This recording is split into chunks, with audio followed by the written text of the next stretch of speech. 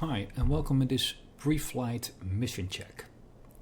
We're doing this because level 4s tend to be a lot more complicated and has a lot more working for it in the background. I will give you some information so you understand the reason why I fitted this Armageddon this way, and also some other background information about stacking penalties so you can make informed decisions yourself later on how you should even better fit your Armageddon or upgrade it to Tech 2. Alright, let's start first with the fitting of the ship. Here it is. It's like the one in the bulletin with a couple of changes, because I found it useful to make those changes.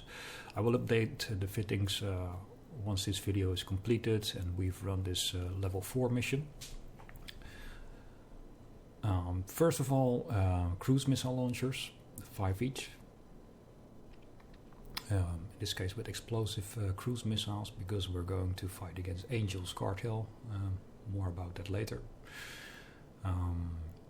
Drone range extenders, drone speed improvement modules, a cap recharger, an afterburner, a large armor repairer, 2 drone amplifiers, capacitor power relay that also improves cap recharge, reactive armor hardener, and 2 active hardeners for specific damage types, explosive and kinetic.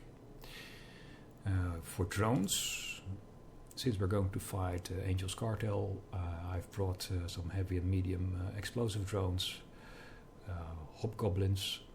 I will only use those when I'm fighting interceptors that are scrambling me, for example. And some kinetic drones, just in case these get destroyed and I want to, or have tracking problems, I want to use some other drones instead that have the second weakness of Angel's cartel. The biggest weakness of Angel cartel is explosive, and their second is kinetic. It also shows here, on average, this is their weakness. And what kind of damage they deal is about 60% of their damage is explosive, 25% kinetic, 9% thermal and EM. So these two are least of your concern, and you should be able to tank that with the base resist already on this ship. The problem with Angel's cartel is that they exploit a big hole in your armor ship. That's the explosive hole, that's what it's called. By default, the armor resists for explosive is 20%. That's very low. For me it's 44%. And why is that? Because I've put in an armor resist rig that increases my, let's see over here, resistance by 30%. So why isn't it 50%, you would say? Well, it's because it increases by 30% of the remaining non-resisted armor resist. So basically it's taking 30% of the 80% that was missing, and that's 24. So then you get to 44. Every time you add a module, it just adds that percentage over the remaining missing resistance. So in this case it would be, if I put in another rig, it would be 30% over the remainder, like 64%. So that would be less even. Besides that, most armor resistance improvements have stacking penalties. You can find that in the description. It says penalty: using more than one type of this module or similar modules that affect the same attribute, in this case explosive damage, resist, on the ship will be penalized. Okay, that's good to know, but how much is that stacking penalty? Well, I have that over here at the bottom right. The first mod, or rig in this case, always gives 100% effectiveness of the attribute. So you get 30% increase over the missing amount. The second module that affects the same attribute, explosive resist for example, in this case, gets only 68.9% effectiveness. So that basically drops it like 10%, 15% almost of 30%. So that's like 6%, about 5% less. So that's 25 remaining. With third module that affects the same attribute or rig, it drops even further the effectiveness of the third. It's almost not even 60%, and after that it gets dropped really quickly. So you can see it's useful to fit the first two. In some cases it's useful to fit the third if you want to really min-max for a specific type of scenario, but after that it's basically better to fit other modules instead of fitting an extra resist module. The same also counts for a lot of the damage modifiers, like for example this drone module. Here you can see it's 70% by default, but also has a penalty. If you're fitting the second one, it will have the penalty kick in, less improvement, and same for the third module and so on. Same also counts for these kind of modules where you improve the drone speed. If you are using more than one, the second and the third will get increasing stacking penalties. So that's why I'm only fitting two. Wouldn't even fit more in this case because I really need the rest of the mid slots for something else. But basically with this, my drone speed is increased 25% and then about 22% again. So that's almost 50% increase still. So that's good for the bang for the buck also, and the fitting slots that you have. That's about the stacking penalties.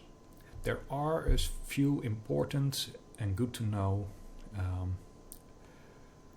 things that you need to know about this. That is, the damage control unit doesn't have a stacking penalty. So even if you have like 3 of these modules fitted that increase explosive, if you fit a damage control, it will increase your armor resistance for explosive with 15%, no stacking penalty. So that's one of the modules that's excluded from those penalties. So that's good to know. There's also one other module that I fitted in here. That's the reactive armor hardener. I put it here besides the damage control. And as you can see, basically it has no penalty. It also doesn't show here, and it doesn't have the penalty. But it spreads 60% resistance evenly at first. So every resist gets 50% extra. And over time, once you receive certain types of damage, it will shift to the damage that you're receiving. So at some point, it could be if you're fighting angels, which do mostly explosive and kinetic, these will not be boosted anymore by the reactive armor hardener, but the resist will shift, like for example 50% extra at explosive and 10% extra at the kinetic. That is very useful and is more beneficial than the 50% static on the damage control, and also more useful than the energized adaptive nanoplating. That's a passive module that gives it at Tech 2 level 16%. Why? Well, this is of course 1% higher base, but it doesn't shift to the damage that you're receiving. So it always stays at 16, 16, 16, 16. This one changes. So especially in PvE missions, at some point this one is much more efficient and also doesn't have the stacking penalty. This one does have a stacking penalty together with other armor resistance modules and rigs. So if you would have to choose for an energized adaptive or damage control or reactive armor hardener as a third resist module, first go for this one. If you still have room left, then fit the damage control. Why? You would say, well, nanomembrane has more resist over all 4. Yes, that's true. But the 1% doesn't weigh up to the difference that you get extra for hull resistance, for example, and shield resistance. Hull resistance can be very useful, especially if you're in a tight situation where you're preparing to warp off because your armor isn't holding out long enough and you start to leak into hull damage. 40% increase all over the board is huge. Basically, it will bring your hull resists to 60% or even a bit higher maybe, So that gives you more time to warp out in time. So that's why it's even better than a regular Energize Adaptive. It has its uses, but for most mission running, damage control, after you've already been using a reactive, is very useful. So that's about the damage resists and why you should choose these ones.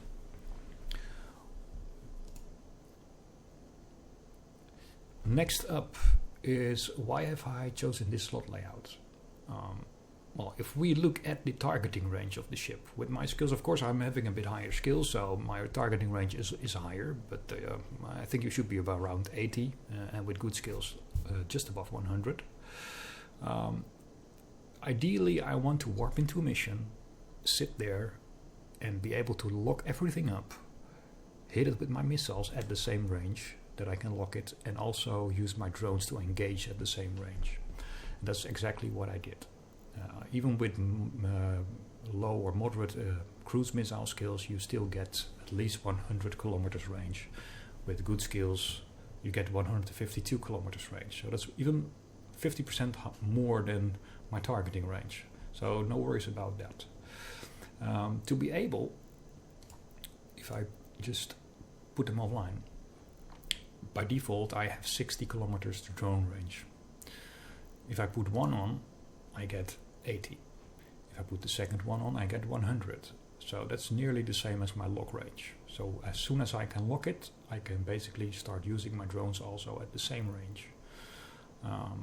So that's a good investment to make. So my missiles can hit at 100, my drones can hit at 100. But drones are slow, especially the bigger drones. So what did I do there? I put in the drone navigation computers. And what they do, like I showed a bit earlier.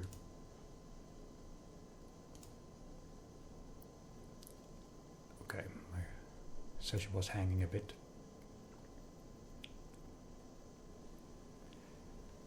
And what I did earlier and showed you, it increases the micro-warp drive speed of drones.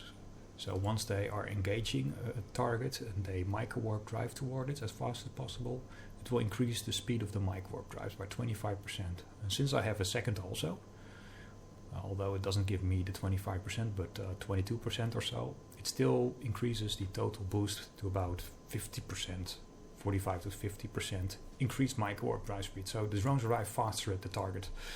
And that's why they can bridge the 100 kilometers gap faster and get the damage out.